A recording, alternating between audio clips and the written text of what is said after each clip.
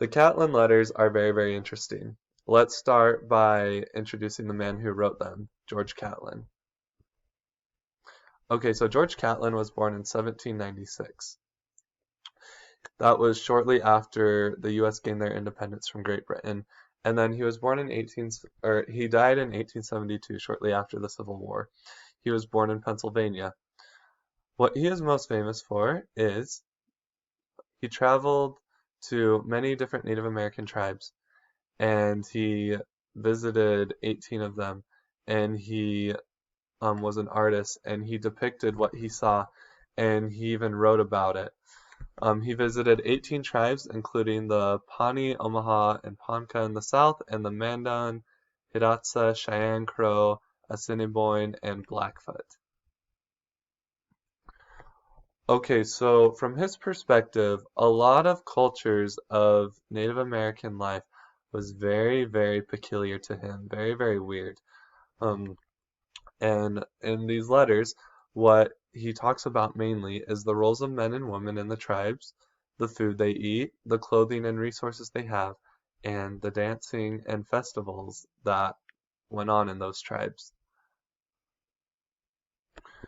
Okay, so in his letter, he depicts gender as being something very um, unique in Native American culture. Even though we know that a patriarchal society is not really that unique in any culture. And so he saw the Native American men and the chiefs having all control and the women having not a say at all. He even viewed the women as slaves. In this, he goes on to say that the Mandans, however, and the Sioux of whom I shall speak in future epistles, have cultivated a very great growth of the hair, as many of them are seen whose hair reaches near to the ground. The Crow women, they are like all other Indian women, the slaves of their husbands, being obliged to perform all the domestic work and drudgeries of the tribe, and not allowed to join in their rit, or religious rites or ceremonies, nor in the dance or other amusements. So really we talked about women. So what is unique about men, though, in Native American culture that he saw compared to U.S. culture is even though people's hair was a little bit longer back then, especially guys, than it is now or in the 50s, um, Native American men wore their hair very long compared to what Anglo-American men did. And that was a culture shock to him. And he talks about how, um, like I said earlier, how these women really didn't have much rights before and how he felt like they were slaves to their husbands.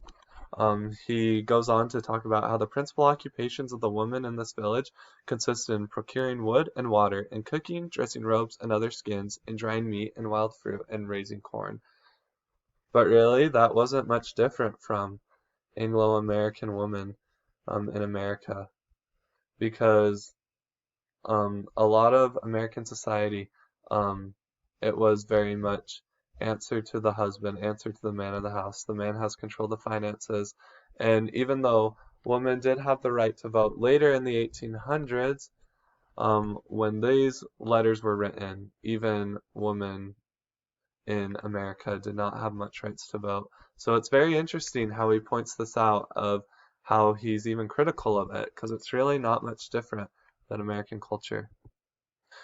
So the food, when you have different resources, food is going to be different. He didn't necessarily go on to criticize the food they eat. To him, it was just really interesting. The Assiniboine tribe boiled their meat, and to him that was very peculiar. But other tribes ate dried meat, corn, and other dried foods.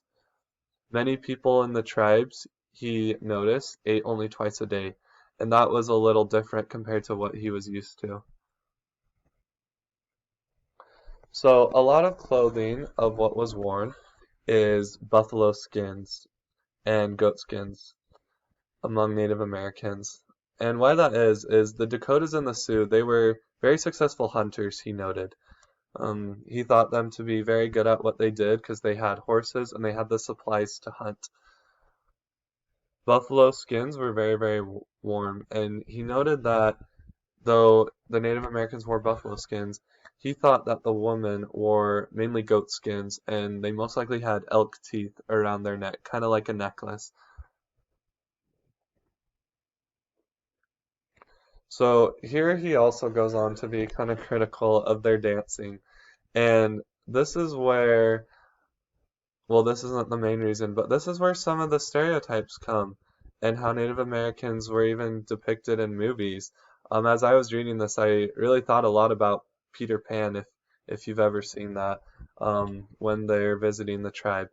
But talking about their dance and festival, he says, while this was going on, another grim-visaged fellow in another part of the group commenced beating on a drum or tambourine accompanied by his voice, when one of the young men seated sprang instantly on his feet and commenced singing in time with the taps of the drum, and leaping about on one foot and the other in the most violent manner imaginable. Now to him this seemed very violent, it seemed very odd, it seemed very weird.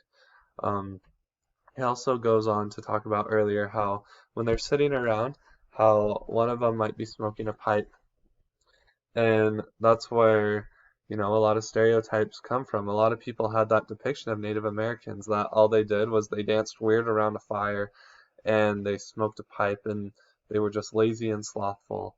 And he really helped reinforce that stereotype with his letters. So in conclusion, Catlin did really see many Native Americans as very peculiar. Many of the things he was critical of were things that were actually part of American culture, like I said earlier, which I find that very interesting. It's so easy to be critical of other people's cultures, but sometimes we don't realize we're being just as bad or just doing the same things. He also, and by just as bad, I mean, doing the same things of if we view something as bad, we may not be realizing that we're doing the same thing. Um, and then interesting fact, um, his works were really having a hard time getting published, but many Europeans found him interesting, and then in America, eventually people took more of a greater interest. And in 1879, after he died, his works were eventually donated to the Smithsonian.